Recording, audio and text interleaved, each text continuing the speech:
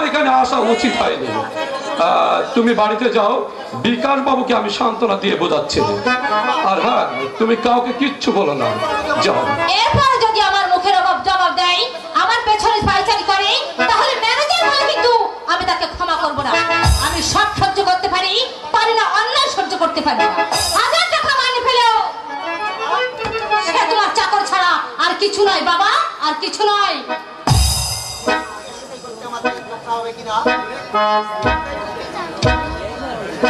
এই মেয়েকে সুখী করতে আমার জেদ রক্ত হবে কিনা সে একমাত্র ঈশ্বর জানেন। ভুল করেছি, এ ভুলের সংশোধন হবে না। ওই সমীরকে জামাই করবার জন্য আমি প্রস্তুতি দিয়েছিলাম, কিন্তু তা হলো না। স্বপ্ন নিজে এটা নিজের পথ বেছে নিয়েছে। ম্যানেজার বাবু এখানেও নেই। একই বাবা, আপনি হঠাৎ এখানে?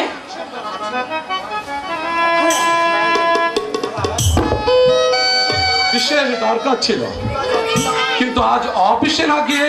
না বাবা, শরীরটা মোটেও ভালো না, তোমার সর্দি, আর তাছাড়া কপালটা টিপ টিপ করছে। আর এখানে অপেক্ষা না করে তুমি এক্ষুনি বাড়িতে চলে যাও। তাই আমি 7 দিনের ছুটি নিয়েছি বাবা। প্রয়োজন হয় আরো 1 সপ্তাহের জন্য ডাক্তারি সার্টিফিকেট দিলেই চলবে, কিন্তু শরীর একবার ভেঙে গেলে সারতে ঢের সময় লাগবে। একটা কথা বলবো বাবা? বলো। আমি দারিদ্র স্ট্রিটে একটা ঘর ভাড়া নিয়েছি, সপ্তাহখানি আমি সেখানে থাকতে চাই। কেন, এখানে থাকতে কি তোমার কোনো অসুবিধা হচ্ছে? না, অসুবিধা ঠিক তা নয় বাবা, মানে লোক লজ্জার ভয়ে আমি একটু সপ্তাহখানি দূরেই থাকতে চাই, এই আর কি। দেখো, তোমরা ছাড়া এই সংসারে আমার আপন বলতে আর কেউ নেই। বিষয়, সিনেমার আয় ব্যয় সবকিছু তোমাদের হাতে তুলে দিয়ে আমি একটু অবসর নেব ভাবছি, কিন্তু তাছাড়া আমার বলতে যা কিছু আছে সব তো তোমাদের। সে আমি জানি বাবা, কিন্তু কোনো কিন্তু নয়। আমার একমাত্র আদরের দুলালিকে আমি তোমার হাতেই তুলে দিয়েছি, আর তোমার আদর্শে গড়ে উঠবে সীতা সাবিত্রীর মতো আমার স্বপ্ন। অবশ্য এখানে থাকতে যদি তোমার কোনো আপত্তি থাকে আমি বাধা দেব না। বাবা, আমি মানে বলছিলাম, এই সিনেমার কর্মচারীদের উপর আমার মানে সন্দেহ হচ্ছে, তাই বলছিলাম এই সিনেমা হলটা যদি আপনি আমার নামে লিখে দিতেন, তাহলে চাকরিটা ছেড়ে দিয়ে 1 সপ্তাহ পরে এই জগৎ সিনেমা হলটা আমি তোমার নামে উইল করে দেব। যদি উন্নতি দেখি, সমস্ত সম্পত্তি আমি আমার নিজের নামে রাখবো না। ওই ভগবানের কাছে কায় মনোভাবকে প্রার্থনা করি তোমরা সুখী হও, তোমাদের দাম্পত্য জীবন মধুময় হোক।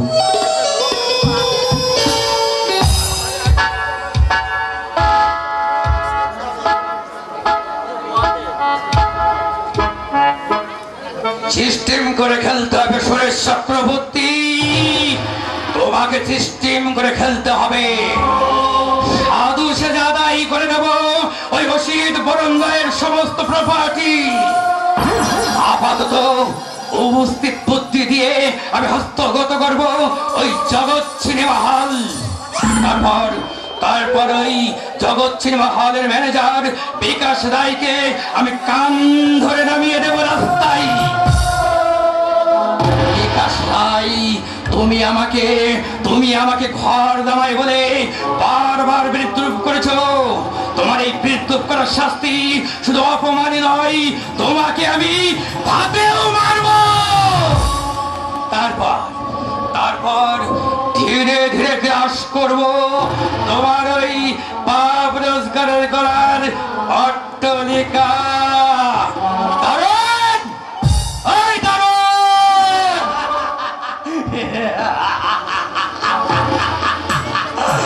আরে ফকির অট্টালিকা করতে প্রচুর টাকার প্রয়োজন।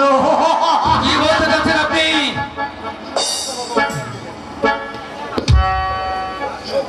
সুখ দুঃখ সবই ভগবানের হাতে।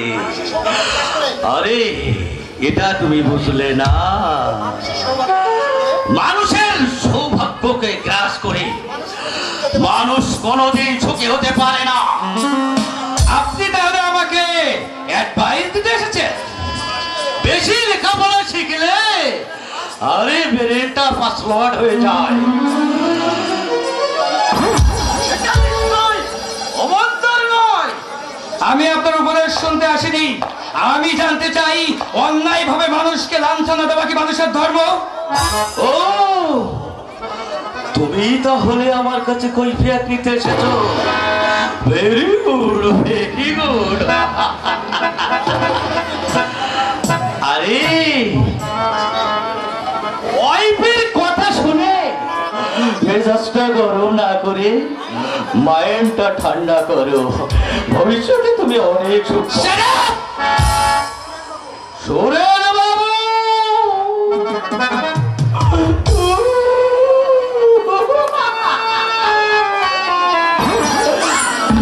তুমি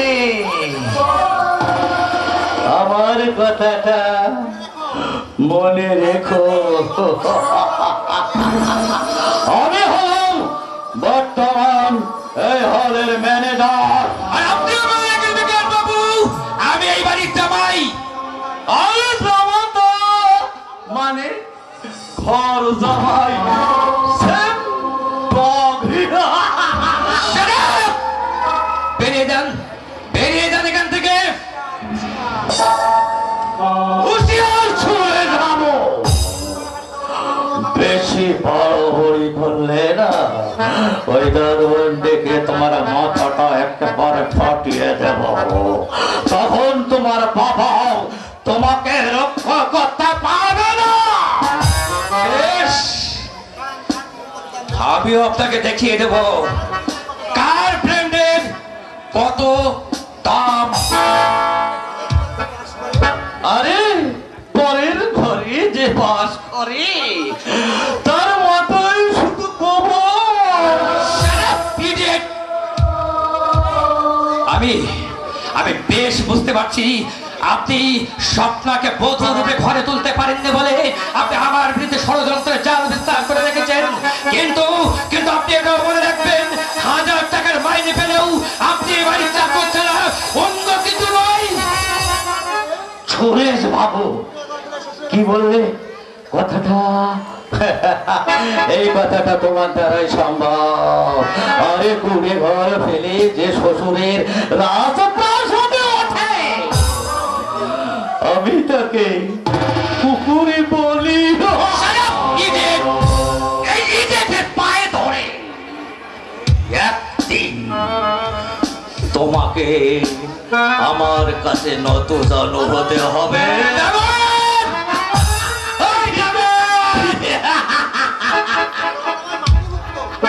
আরে দারুণ, আমার মাইনে ভক্ত। আরে তুমি ডাকলে আসবে। আচ্ছা আপনারাই বলুন, ওর মতো পাগল আর হতে পারে? মাইনে দেই আমি, কথা শুনবে কি ওর? ভদ্রলোক মনে এখান থেকে চলে যাও, লেখাপড়া শিখে আরে মানুষের মতো ব্যবহার করো না। তুমি টাকা পয়সার লোভে দাদা বৌদিকে ভুলে তুমি রাজভোগ খেও না। আরে কাণ্ড জ্ঞানহীনের মতো স্ত্রীর পাশাপাশি হয়ে মূর্খতার পরিচয় দিও না। বেরিয়ে যান, বেরিয়ে যান এখান থেকে। আমি কথাটা মনে রাখবেন বিকাশ বাবু, আপনি যেভাবে আমাকে অপমান করলেন, এই অপমানের জবাব দেবো আমি আপনাকে আগামী 7 দিন পরে। 7 দিন মানে 7 দিন?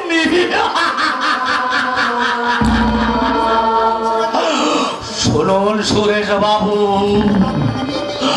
এই জুতোটা লাখ টাকা দিয়ে কিনলেও এর স্থান হয় পায়ের নিচে, মাথার উপরে নয়। এই ইডিয়েটের পায়ে ধরে একদিন তোমাকে কাটতে হবে।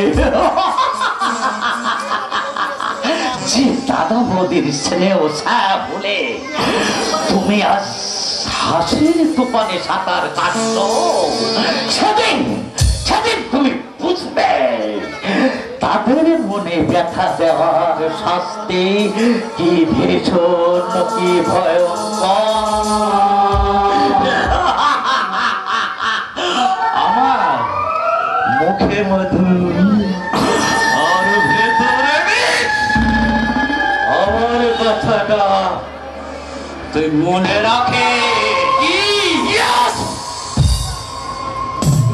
My name is বিকাশ রায়।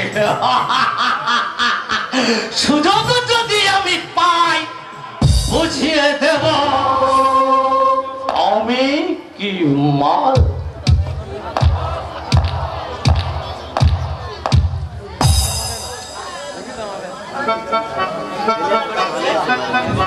এই লোকটা আমাকে উপদেশ দিতে এসেছে, কিন্তু ওই লোপারের অ্যাডভাইসে আমি পদঘাত করি। আমি ঈশ্বরের চক্রবর্তী বলছি, শীঘ্রই যদি তোকে আমি এই সিনেমা হল থেকে বেরিয়ে করে না দিতে পারি, তবে বৃথাই আমার নাম সুরেশ চক্রবর্তী। বিকাশ রায়, তুইও মনে রাখিস, আমার মতো ব্রাহ্মণের অভিশাপে ধ্বংস হয়ে যাবে তোর পাপ রোজগারে গলা 7 মহলা এই ভারত।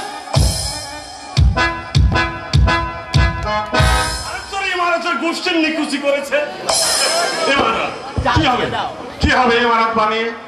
ট্যাকের পয়সা খরচ করে রাঙা টুকটুকে বউ আনলাম ঘরে, কিন্তু এই কপাল, এই পোড়া কপালে তা সহ্য হলো না। পরকিয়া করে এক বেটার হাত ধরে সে চলে গেল। আবার আমি দেখে শুনে একটা বউ আনলাম,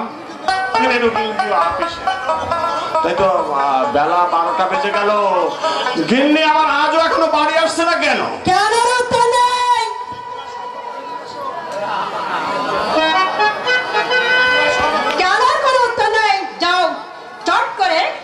শরবত করে নিয়ে বিয়ে করে কি মুশকিলে না পড়েছি রে বাবা, খেলা সামলানো যায়। সকাল থেকে দুপুর পর্যন্ত মাঠে গিয়ে ধান কাটবো, দুপুরে বাড়ি এসেছে দুটো ভাত খেয়ে একটু জিরোবো, সে উপায় নেই। গিনির অর্ডার, রান্না করতে হবে, আর রান্না যদি না করতে পারি ভাই তাহলে আবার রাম ধোলাই। 12টা বেজে গেল, রান্না হয়ে গেছে। দেখেছো গিন্নির মেজাজটা দেখেছো? তা গিন্নি, ও বাবা তা গিন্নি ইয়ে আবার কোন দেশের শ্বাস গিন্নি? আরে এই দেশেরই। হো করে তাকিয়ে দেখছো কি? আজ মাইনে পেয়ে নতুন লাইলনের শাড়ি কিনে পরেছি।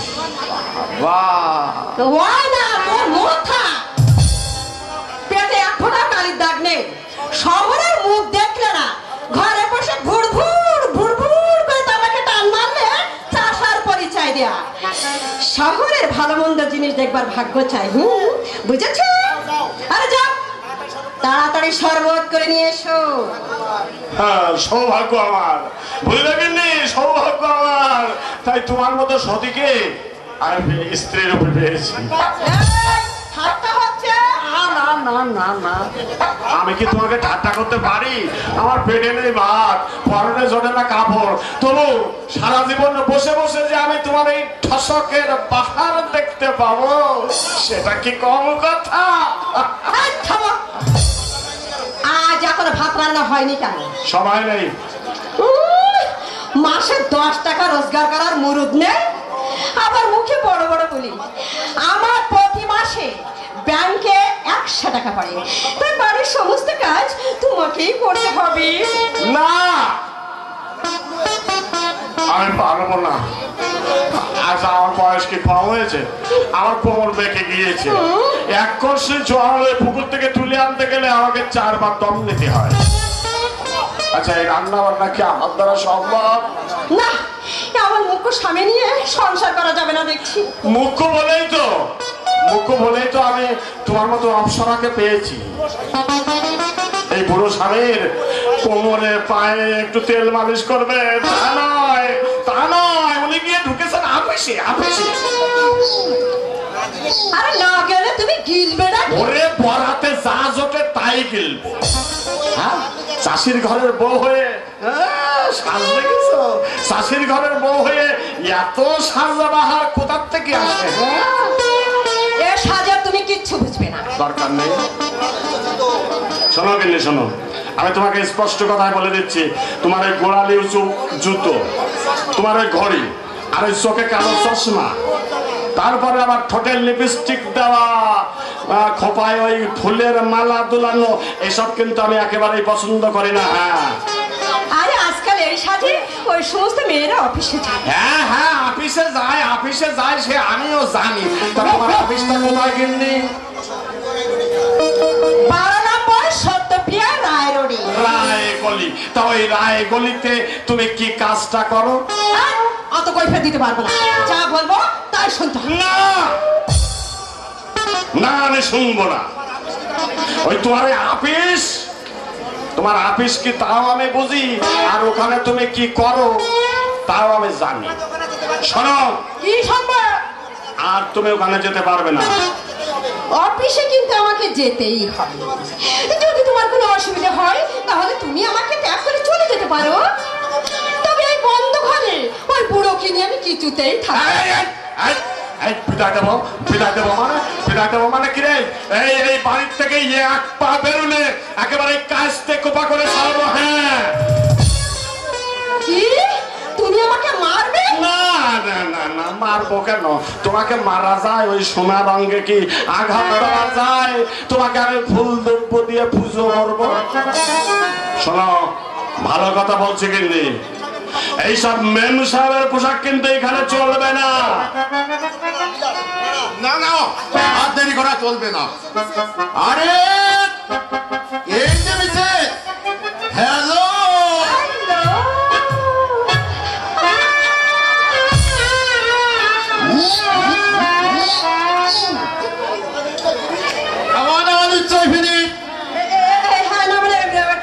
ইস, বেলা 1:30 বেজে গেল। আরে খাওয়া মত লেডিস শুরু হতে এখন 1 ঘন্টা বাকি। লেডিস বেলা 2:30। সঙ্গম, ভেরি নাইস পিকচার। সঙ্গম? আচ্ছা ভাই, সঙ্গম আবার কি জিনিস? Black market. আরে আরে আরে, এই লোকটা আবার কি? এই লোকটা মানে মানে আমার বাড়ি ছাড়বে। ইংরেজি বলবে না, ওই ইংরেজি বলবে না, ভালো হবে না বলে দিচ্ছি। ওই ইংরেজি আমি বুঝি না, গালাগালি দাও আর ভালো কথা বলো। বাংলায় বলো, বাংলায়। ও মানে এবারে চাকর। আমি চাকর? দেখেছো ভাই, দেখেছো এই মাগির আক্কেল দেখেছো? স্বামীকে একেবারে চাকর বানিয়ে দিলি।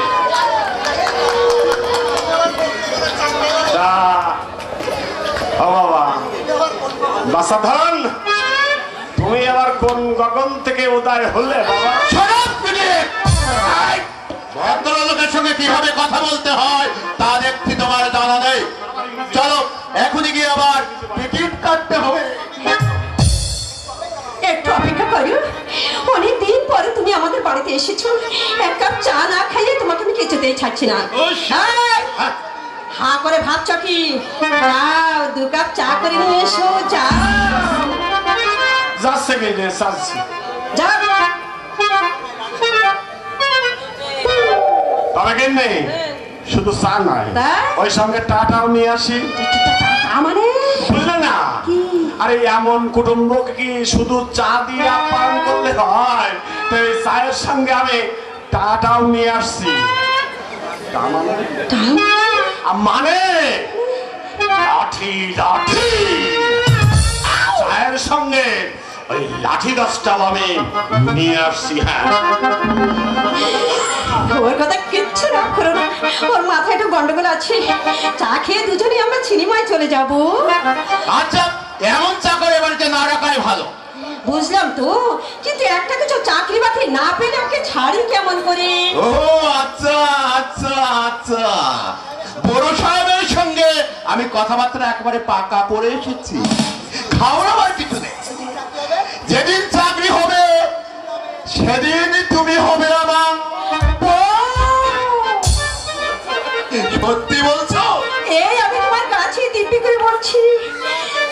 রাধে, তুমি আর আমি ভেসে যাব প্রেম দুজন একসাথে অফিসে বসে পাশে পাশে বসে প্রেম করব।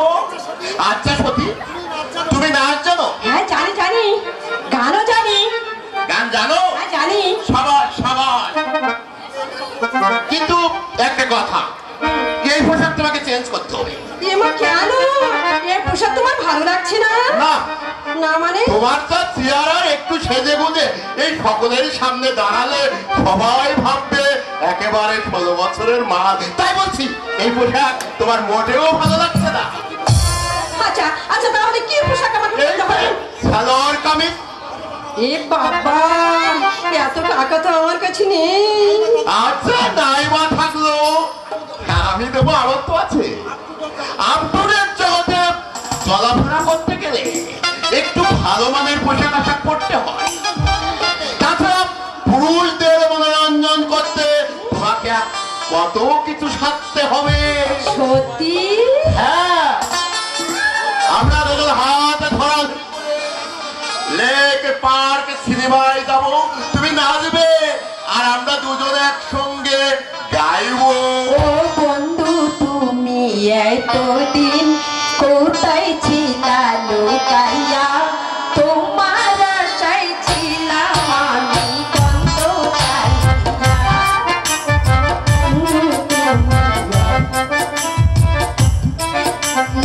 লুকাইয়া। তোমার আশায় ছিলাম আমি বন্ধ চাইয়া। তুমি নিঠুর বসে নিয়া বাড়াইয়া মনের